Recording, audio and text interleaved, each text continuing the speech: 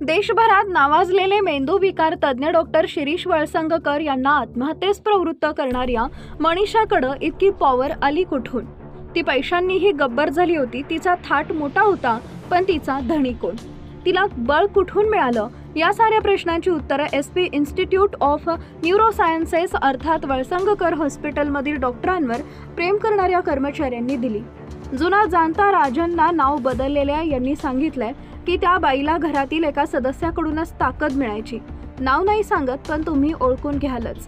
राजांनाच्या चेहऱ्यावर संताप होता. डॉक्टरांचं जाणं तो सहन करू शकत नव्हता. मनीषावर तर प्रत्येक वाक्य तो आग पाखड करत होता. SP सर गेल्यानंतर तिसऱ्या दिवशी मुलानं सर्व कर्मचाऱ्यांना एकटे एकटे बोलावून सरांच्या आत्महत्येबद्दल आपल्या काय भावना आहेत हे लिहून द्यायला सांगितलं. तुमचा कोणावर आरोप असल्यास तेही सांगा, असं त्यांना सुचवण्यात आलं. कर्मचाऱ्यांनी काय ते लिहून दिलं. सर्वांनी म्हणे त्या बाईवरच संताप व्यक्त केला. राजांना म्हणाले की ही बाई श्रीमंत होत गेली, बंगला बांधला, शेतही आहे म्हणे, पण नेमकं कुठे ठाऊक नाही. सर्वच शेतकऱ्यांना तिचा कर्मचाऱ्यांना जाच होता.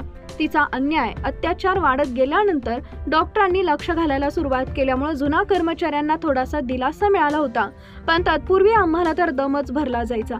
कुणाच्या जीवावर उड्या मारताय? आम्हाला ठाऊक आहे की निमूटपणे काम करा, अन्यथा ही दमदाटी अगदी डॉक्टरांच्या घरातील एक सदस्यही करायची. राजांना सांगत होते डॉक्टर मानसिक तणावाखाली गेले होते, पण घर तुटू नये म्हणून आम्ही काही बोलणार नाही, तो पुढे म्हणाला. मनीषाच्या उद्दामपणामुळे ते व्यथित झाले होते, पण त्यांचा ताण त्यांनी चेहऱ्यावर दिसू दिला नाही. नव्यानं चार्ज घेतल्यानंतर ज्यांचं वेतन 10 ते 15 हजार रुपये होते, त्यांच्या कामाचं महत्त्व आणि हॉस्पिटलवरील निष्ठा पाहून त्यांनी त्यांचं वेतन दुप्पट केलं होतं. ही वेतनवाढ घरातील एका सदस्याला आणि त्या बाईला मान्य नव्हती. डॉक्टरांनी अखेरच्या दिवशी त्या बाईला आपल्या केबिनमध्ये बोलावलं होतं. त्या दिवशी ती अशी काहीतरी बोलली की डॉक्टरांचा चेहरा पडला होता. आम्हा कर्मचाऱ्यांना तो जाणवला. SP सर आणि मॅडम मध्ये कधीच मतभेद नव्हते. दोघं एकमेकांची काळजी घ्यायचे, पण अन्य 2 सदस्यांचं मात्र एकमेकांशी पटत नव्हतं. ते काही दिवस विभक्त राहत होते. डॉक्टर मात्र दोघांच्या मध्ये कधी पडले नाहीत. त्यांना जेव्हा त्या दोघांमधील मतभेद मिटवण्याची दोघातील एकानंच विनंती केली, तेव्हा तुम्ही दोघांनीच चर्चा करून भांडण संपवलं पाहिजे. हवं तर माझ्या समोर बसा, पण वाद तुम्हीच समजुतीनं मिटवा, असं डॉक्टर म्हणायचे. एका माहितीगार सूत्रांना सांगितलंय की डॉक्टरांनी डोक्यात गोळ्या झाडून घेण्यापूर्वी 3 लोकांना कॉल केले होते. त्यातील एक जण डॉक्टरांबरोबर पूर्वी नेहमी असायचे. हॉस्पिटलच्या तंत्रज्ञान विषयक कार्यात त्यांची मदत असायची.